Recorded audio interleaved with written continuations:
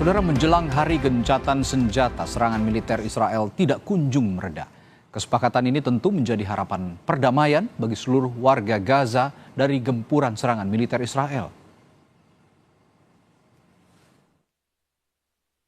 2 hari jelang gencatan senjata, serangan rudal militer Israel masih membombardir jalur Gaza pada Kamis malam waktu setempat. 72 orang tewas. Gencatan senjata jadi asa di tengah perang yang terus berkecamuk. Warga Gaza menyambut rencana gencatan senjata penuh sukacita. 15 bulan, warga Gaza hidup dalam ketakutan. Perang merenggut harapan akan kedamaian. وشعور رائع بمنحنا إلنا في أمل إنه في غزة يضل أمل من بعد الألم في غزة على الأقلية نضمن إنه في أشخاص أرواحهم مش حتروح حيكون في حفظ لأرواحنا رغم الإبادة الجماعية اللي تعرضنا لها ولكن شعور الوقوف الحرب شعور لا يوصف شعور رائع ويعني مزيج بين الفرحة والسعادة. Indonesia menyambut baik rencana gencatan senjata yang dilakukan Israel dengan Hamas. Gencatan senjata membawa harapan akan kemerdekaan Palestina yang juga didorong Indonesia. Seraya terus berharap semoga semua pihak benar-benar bisa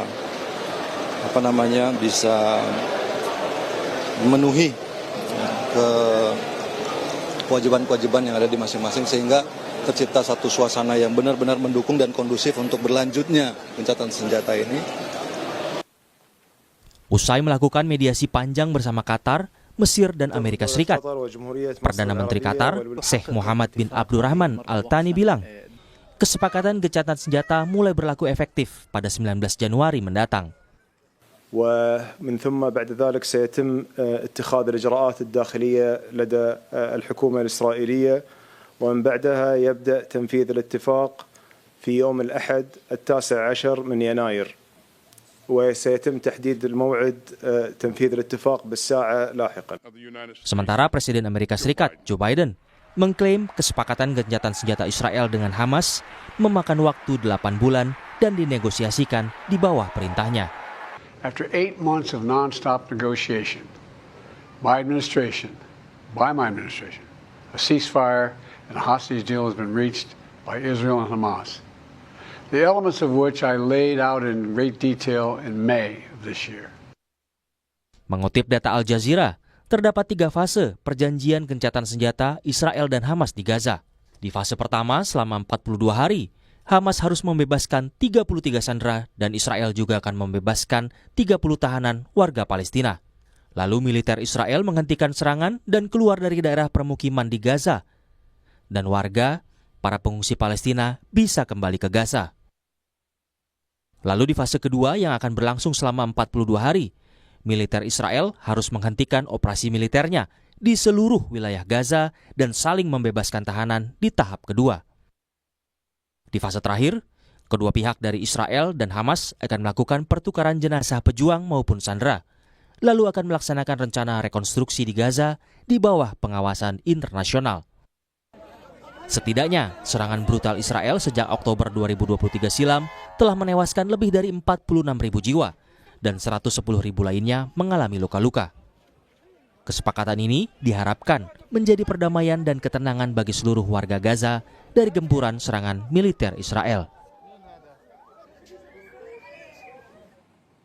2 hari menjelang gencatan senjata antara Israel dan Hamas, serangan Israel masih berkecamuk di jalur Gaza. Apakah perjanjian kesepakatan ini akan berlaku efektif pada Minggu 19 Januari? Sudah bersama kami, analis Timur Tengah Mustafa Abdurrahman. Selamat malam, Assalamualaikum Mas Mustafa. Waalaikumsalam, selamat malam. Malam. Mas Mustafa, Gaza masih digempur, padahal gencatan senjata tinggal hitungan hari efektifnya. Apa yang terjadi kira-kira? Ya, kan memang kesepakatan gencatan senjata yang dicapai tersebut baru mulai berlaku hari Minggu tanggal 19 Januari pukul 12.45 siang. Jadi hari ini masih belum berlaku kesepakatan tersebut. Maka tidak aneh atau mungkin saja terjadi bentrok senjata atau gempuran Israel yang terus menerus. Berita hari ini kan sekitar 12 warga Iya, Palestina tewas akibat gempuran Israel di berbagai titik di jalur Gaza. Jadi ini sesuatu hal yang tidak aneh meskipun beberapa hari lagi akan ada gencatan senjata. Ini bukan hal yang aneh, justru saya melihatnya atau publik melihatnya sepertinya kayak wah ini masih mumpung belum ada gencatan senjata malah makin digempur begitu oleh Israel. Ya tampaknya begitu. Berharap misalnya walaupun sudah kesepakatan senjata ini belum berlaku, tapi kan sudah disepakati, diharapkan sudah minimal eskalasi ini menurun lah gitu kan. Tapi yang terjadi di lapangan kan tidak. Israel masih menggempur sana sini. Bahkan bisa saja ini mumpung masih belum berlaku, Israel itu seperti kejar setoran aja gitu kan. Iya, ya, publik menilainya jadi malah aji mumpung begitu ya. Ini mumpung belum ada gencatan senjata malah makin digencarkan begitu serangannya. Nah, total korban saat ini lebih dari 46.000, luar biasa ini. Jumlah yang sepertinya dibandingkan gejolak-gejolak di jalur Gaza sebelumnya ini salah satu yang terbesar. Adakah jaminan keselamatan warga sipil atau komitmen gencatan senjata ini bisa ditaati bersama kira-kira menurut Anda? Ya, sesuai dengan kesepakatan yang sudah disetujui oleh kedua pihak Israel sama Hamas dan faksi-faksi Palestina lainnya dengan mediator Qatar, Amerika Serikat dan Mesir, mereka mengatakan komitmen terhadap apa yang disepakati atau terhadap butir-butir yang tertera dalam kesepakatan gencatan tersebut. Nanti kita lihat mulai hari Minggu ini gimana, apakah mereka komitmen atau tidak. Oke. Tapi kalau kita pengen tahu juga ini, Mas Tafa, yang paling berperan dalam kesepakatan gencatan senjata ini siapa sih? Kan kalau kita tahu selama ini yang selalu menjadi mediator adalah Amerika Serikat, Mesir, dan juga Qatar. Nah, yang punya peran paling sentral dalam gencatan senjata kali ini menurut Anda? Ya, memang seperti yang disebut tadi, Mesir, Qatar, Amerika Serikat dikenal sebagai mediator tapi sudah lebih dari 1 tahun mereka kan gagal mencapai kesepakatan. Nah, ini penting, pertanyaan bagus ini ya.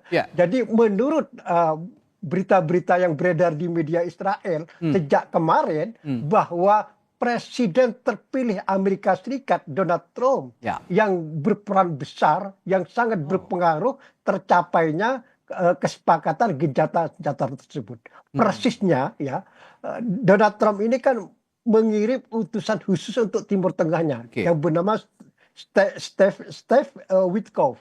Dan Steve Witkoff ini yang merupakan utusan khusus Donald Trump mengadakan pertemuan dengan Netanyahu pada Sabtu malam.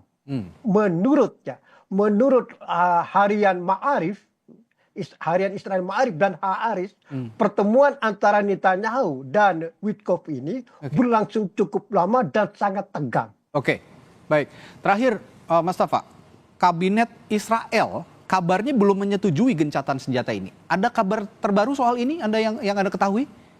Yang tidak menyetujui kan hanya 2 anggota kabinet. Oh, hanya 2 anggota kabinet saja. Ben Gvir sama Menteri Keuangan itu Bezalel Smotrich gitu. Jadi pada intinya minggu nanti insya Allah sepertinya akan bisa tercapai gencatan senjata ini ya? Betul. Jadi akan didukung oleh mayoritas anggota kabinet Israel. Bahkan seandainya rancangan kesepakatan itu akan dilempar ke Knesset atau parlemen Israel, optimis mayoritas anggota Knesset akan mendukungnya.